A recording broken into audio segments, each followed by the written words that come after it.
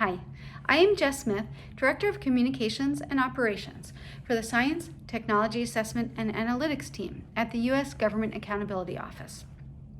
I am honored to be here with you today talking about such a critical topic. I'm also very pleased that we're continuing the conversations between the U.S. and Europe about technology assessment.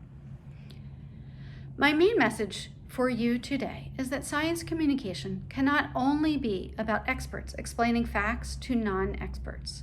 We must recognize that there are many different kinds of knowledge and approach communications as an exchange of information among people with different expertise.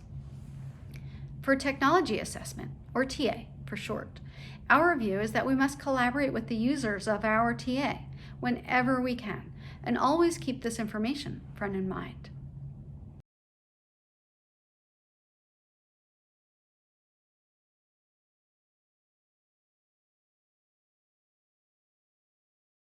TA has changed a lot in the last few years at my institution.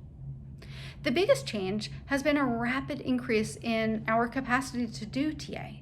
This increase is largely thanks to the founding in 2019 of a new team within GAO known as STAA.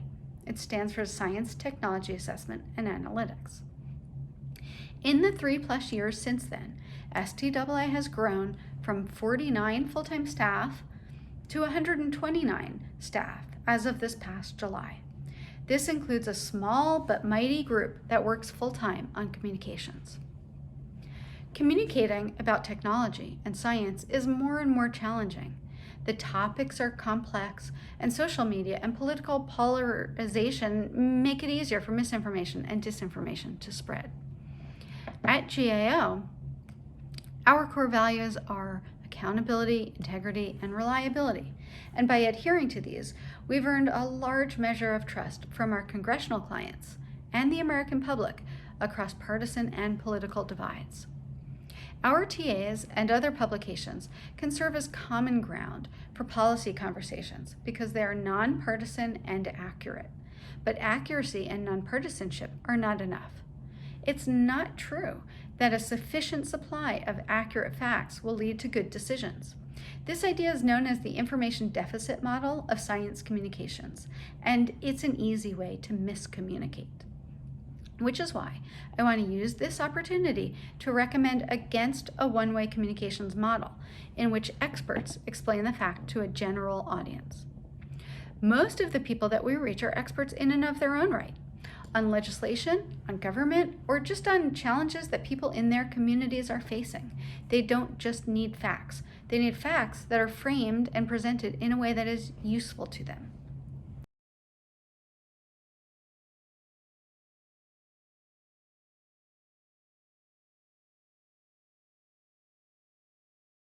At GAO, we're working hard to become more flexible and to use more two-way models of communication.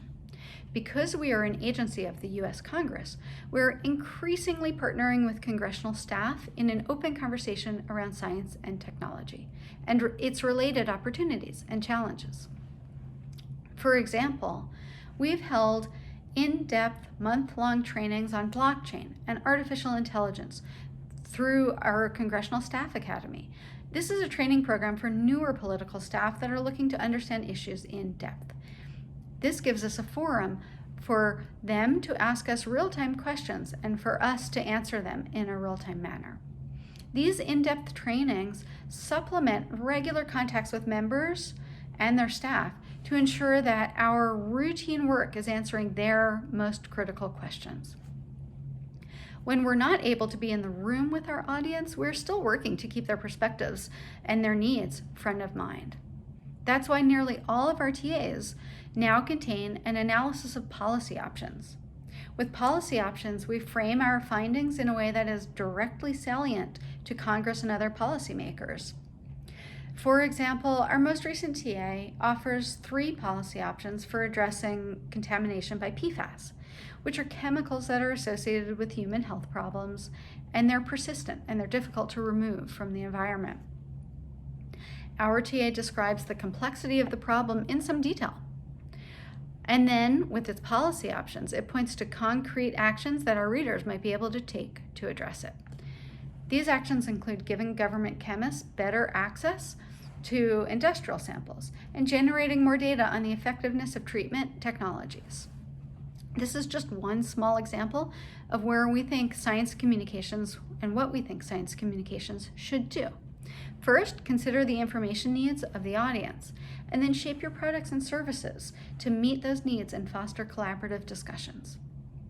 We believe that a collaborative approach is possible, even as our TA institutions maintain their reputation for nonpartisanship and scrupulously accurate work. On behalf of GAO's Chief Scientist, Dr. Timothy Persons, thank you for the chance to speak with you. I wish you a productive conference, and I look forward to continuing this work together.